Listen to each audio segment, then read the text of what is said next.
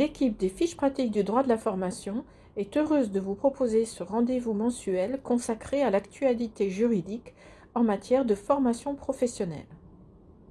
Cette vidéo porte sur les aides de l'État à l'embauche d'apprentis pour 2023 dans le secteur privé. Les entreprises qui embauchent un apprenti en 2023 peuvent bénéficier d'une aide de l'État de 6 000 €. Cette aide est versée pendant la première année de l'apprentissage, mais elle n'est pas versée pendant les années suivantes. Il y a en réalité deux types d'aides, l'aide unique et l'aide exceptionnelle. Les entreprises de moins de 250 salariés peuvent bénéficier de l'aide unique pour les apprentis préparant un diplôme ou un titre à finalité professionnelle équivalent au plus au baccalauréat, c'est-à-dire au niveau 4.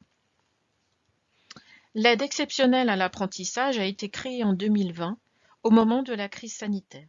Son champ d'application est plus large que celui de l'aide unique. Ainsi, elle peut être versée aux entreprises de moins de 250 salariés qui embauchent un apprenti préparant un diplôme ou un titre à finalité professionnelle de niveau 5 à 7. Les entreprises d'au moins 250 salariés peuvent également bénéficier de cette aide exceptionnelle, quel que soit le niveau de diplôme ou titre préparé par l'apprenti. Cependant, ces entreprises doivent respecter l'une des deux conditions suivantes.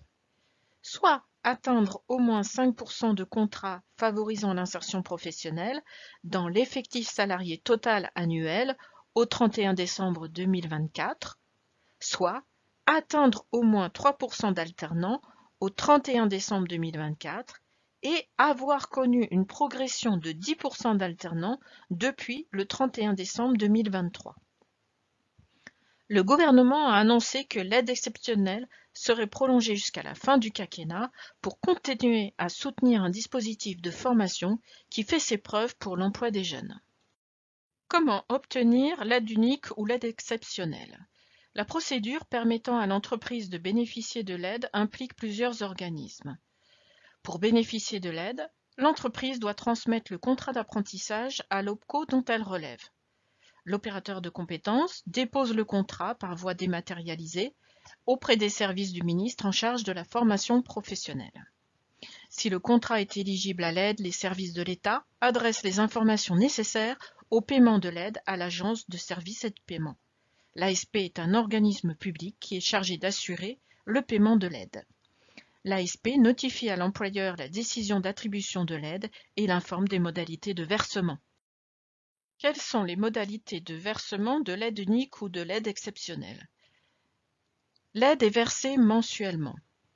Ainsi, l'employeur reçoit chaque mois une somme de 500 € avant de verser à l'apprenti son salaire.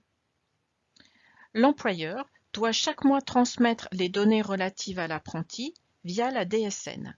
S'il n'accomplit pas cette formalité, l'aide est suspendue le mois suivant. L'aide peut aussi être suspendue au cours d'un mois en cas de suspension du contrat conduisant l'employeur à ne pas verser à l'apprenti sa rémunération.